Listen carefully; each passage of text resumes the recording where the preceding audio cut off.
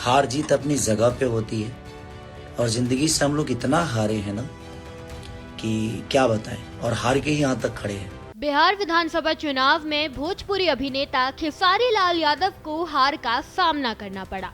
उन्होंने छपरा सीट से आरजेडी के उम्मीदवार के रूप में चुनाव लड़ा था। बिहार विधानसभा चुनाव के मद्देनजर राजनीतिक तापमान तेज है। इस बार कई भोजपुरी सितारों की राजनीतिक छवि का खुलासा हुआ। कुछ को जीत का स्वाद मिला तो कुछ को हार का सामना करना पड़ा। इनमें भोजपुरी अभिनेता खेसारी लाल यादव भी शामिल थे। छपरा सीट से आरजेडी के उम्मीदवार खेसारी ने चुनाव से पहले जोरदार प्रचार किया और अपने विरोधियों के खिलाफ खुलकर बयानबाजी की। हालांकि तमाम कोशिशों के बावजूद खेसारी लाल यादव चुनाव हार गए।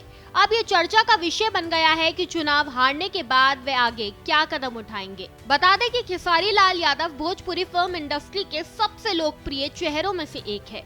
लंबे समय की मेहनत और सफलता के बाद उन्होंने इंडस्ट्री में अपनी मजबूत पहचान बनाई। ऐसे में जब उन्होंने विधानसभा चुनाव में हिस्सा लेने का फैसला किया तो ये हर जगह सुर्खियों में आ गया। चुनाव प्रचार के दौरान एक इंटरव्यू में खेसारी ने कहा था कि उन्होंने अपने राजनीतिक अभियान के लिए अपने करियर को दांव पर लगाया है और आने वाले 5 साल तक उन्हें इंडस्ट्री में सक्रिय रूप से काम करने का समय नहीं मिलेगा। खेसारी के ये शब्द उनके फैंस को शॉक कर गए।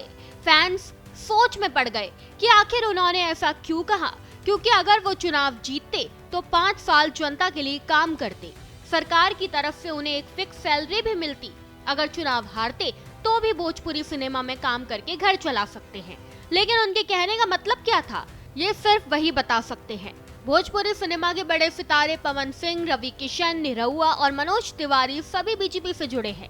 ऐसे में खेसारी लाल यादव ने चुनावी मैदान में उनके सामने खड़े होना चुनकर एक बड़ा कदम उठाया और आरजेडी से चुनाव लड़ा।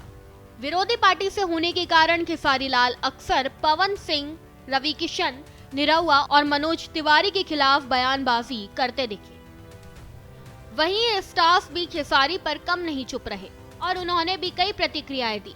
हालांकि अगर बात केवल चुनावी मुद्दों की होती तो ये सामान्य माना जाता, लेकिन खेसारी लाल ने पवन सिंह की निजी जिंदगी पर भी टिप्पणी की, खासकर उनकी शादीशुदा जिंदगी को लेकर, जिससे साफ हो गया कि इन दोनों के रिश्तों में तनाव बढ़ गया है। चुनाव में हार के बाद अब ये देखने वाली बात होगी कि खेसारी लाल आगे क्या करेंगे। भोजपुरी फिल्मों के प्रोजेक्ट्स में लौटेंगे या राजनीति में पूरी तरह सक्रिय हो जाएंगे। साथ ही पवन सिंह के साथ उनके रिश्तों पर भी फैंस की निगाह बनी रहेगी।